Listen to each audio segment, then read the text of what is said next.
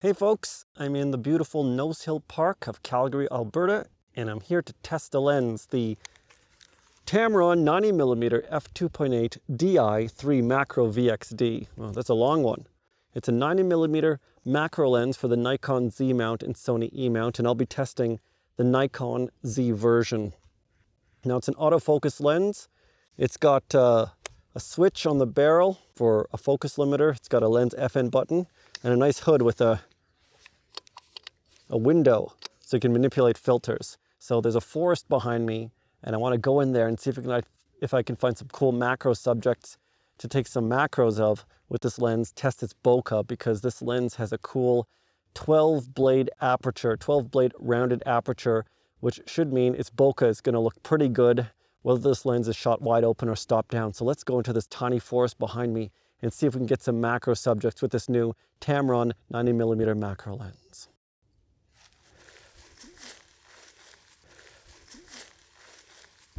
Okay, so this is a pretty hard test for a lens. It's a stress test because there are hundreds of branches in the background. The sun is coming through the branches, and I'm looking here at this sort of fresh flower bud, and the bokeh looks pretty good. I can already tell through the viewfinder that the bokeh is pretty smooth. If I stop down to a narrower aperture, the bokeh still is pretty smooth and circular. So I have pretty high hopes for the bokeh of this lens. Now I can also tell that when I'm shooting directly into the sun, there isn't a lot of flaring, so this lens is pretty well controlled against flaring too, so I like that as well. Overall, so far, it's looking very positive for the rendering of this lens. It looks very smooth. Even if I get closer here and the bokeh circles become bigger, yeah, that looks very smooth. There's a little bit of a cat's eye effect in the bokeh, but it looks very nice, not distracting at all. So let's go find some maybe closer macro subjects so you can see how it performs at the macro level. So I found a ladybug in a flower here, and I'm going to try to use this macro lens to get a shot of it. And I'm taking the hood off because when I get close to 1:1 magnification, the hood interferes with the subject. So let's see if there's a good framing here. It's going to be tricky because there's a little bit of wind. This is one case where increasing the shutter speed might help. It's kind of a cute angle. It's also a good idea to take a few just in case one is out of focus and check.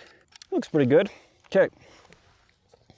Okay, so this lens being 90mm, it has a pretty good working distance between your subject and the front of the lens element. Now, I want to show you how this working distance is by actually moving into 1:1 magnification with this tree. So I'm going to take the hood off because I think the hood is going to interfere with the process, because once the lens is at 1:1, the hood is pretty much going to be touching the subject. So I'm going to move the camera a little bit closer. I think that's a little bit too close, and use the manual focus ring. See, now it's too close. Still a little bit too close, just a little bit farther. Okay, so this is pretty much 1:1 focusing here. We got about this much space between the tree and the front of the lens. So this is still a fair amount of working distance. It's a little less working distance than the Nikon 105mm f2.8 Z macro lens, but it's still pretty good. Notice that if I take the hood and I put it here, it's pretty much right on the limit of being usable at 1:1, but because the hood will likely block out light from your subject, you're not going to want to use the hood when you're at 1:1 magnification a lot of the time. So, I mean, that's kind of normal for macro lenses. Pretty much for every macro lens, you kind of have to take off the hood when you're taking subjects this close. You know, my finger looks really strange at 1:1. But yeah, when you take photos at 1:1, you probably will have to take off the hood. But it's still pretty good. Much better than a 50mm macro lens, and yeah, so it provides a lot of good working distance. And at this distance, you'll probably want to activate the switch on the side of the lens, which is between 0.7 meters and minimum focus distance. But I think at this distance, the autofocus, yeah, it works still pretty well. I'm impressed. Sometimes macro lenses don't work too well at 1:1 magnification for autofocus. When the lens is a little bit more out of focus, it does take a little bit of time for it to focus, but it is getting dark here, so I think the autofocus should work pretty decently, at least for these static type subjects. For more complex subjects, you're probably going to want to use manual focus anyway. So that's it. Minimum focus distance of the Tamron 90mm f2.8 macro. Okay, so now that I have to send the lens back, I've been testing it in the field for a little bit. Let's go to some of the images to check on sharpness. Now what I did was I basically compared the sharpness of this lens to the Venus Laowa 2x macro for micro four thirds. I know it's a little bit of an unusual comparison, but it's the one other macro lens I have, and I know that lens is also sharp corner to corner. Now before I begin, just want to say again, thanks to Tamron for sending me this lens, and you can find a link to the product page in the description below, and if you want to buy this lens, consider using the B&H link also in the video description to support the channel. Okay, so what do I think about this lens? Let's take a look on my screen. I took two shots, basically at the same pixels per subject with each of the lenses. Here's a side-by-side comparison. We've got the Tamron on the left, the Venus Laowa on the right.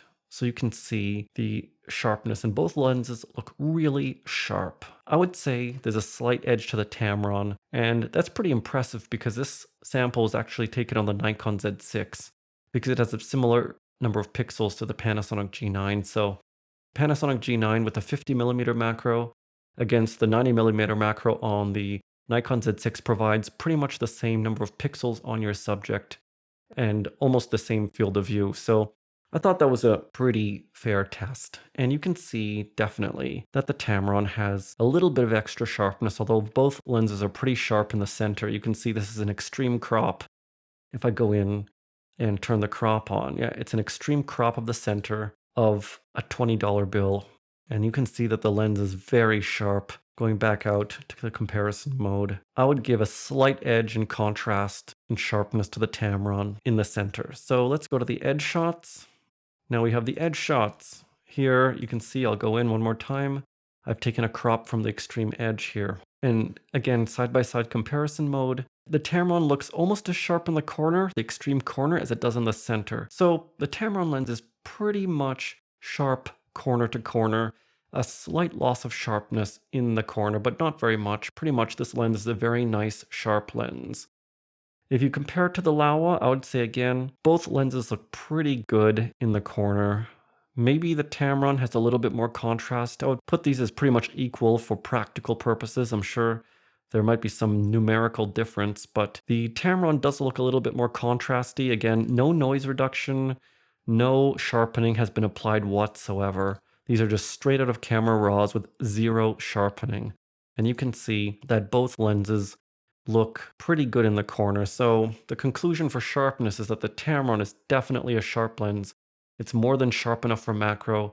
This was tested on the Nikon Z6, but I also tested it on the Nikon Z8. And of course there, even when those files are downsized to 24 megapixels, you're going to get even more sharpness on a camera like the Nikon Z8 or the Nikon Z7 II. Let's go to a few sample shots, and I will show you some characteristics of this lens that I found interesting.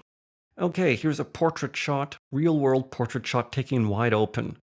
So this was taken wide open, self-timer, on a tripod. And you can see, you probably don't want to see too close to my face, but you can see that the lens looks very sharp. If you zoom in 200% to my shirt, the part that's actually in focus, because this is at f3, parts are out of focus, but the part that's actually in focus at the very edge, this is at 200%. You can see that the details are pretty good on the shirt. So there's really absolutely no problem with this lens's sharpness. Here's another bokeh stress test. You've got a lot of horrible sticks in the background, and the bokeh is looking pretty smooth. Not too many harsh double lines. Much better, for example, than the Nikon 50mm f1.4Z, which has a lot of harsh bokeh. This bokeh is pretty smooth. Here's another shot showing the bokeh. Lots of grass in the background. It just melts away. So the conclusion here is that the bokeh of this lens, this 12-bladed aperture lens, is really good. I think Tamron made a good decision to put 12 blades in this lens. The bokeh renders very nicely. And one thing about this lens is it does not have vibration reduction. But you know what? It's 90mm. 90mm is pretty short, and the IBIS systems in Nikon Z cameras are pretty good. So I wouldn't worry at all. Take a look at this shot. I shot it at 1/13th of a second. I'll zoom into the part that shows detail. Pretty much no motion blur. Again, this is just the IBIS of the camera. Here's another shot of a tree, and I took it at 1/13th of a second, ISO 720. You can zoom in, and you can see that there's pretty much no motion blur in this shot. So if you're worried about this lens not having IBIS, I wouldn't worry. In the field, I've never had a problem with the vibration reduction of the camera. It works very well. Maybe for very long shots, a combined IBIS and VR mechanism might be even better, but for practical purposes, I did not find the IBIS mechanism alone in the camera to be lacking. Maybe one more shot just to show you the lens's sharpness. This is a picture of a cool flower I took. Let's zoom into 200%. This part here, you can see that this part's in focus. There's a little insect here, by the way. I thought that was cool. But this part's in focus. This is incredible. 200%, and you can see a lot of detail. So the conclusion is this lens is a great macro lens, a good alternative to the Nikon Z first-party 105mm f2.8 macro. So if you're looking for a lens for the Nikon Z system, a macro lens that has excellent sharpness, excellent bokeh, you really can't go wrong with this Tamron lens. So I hope you enjoyed these first impressions. I will be writing a review of it also for Photography Life. I'll put the link in the description below.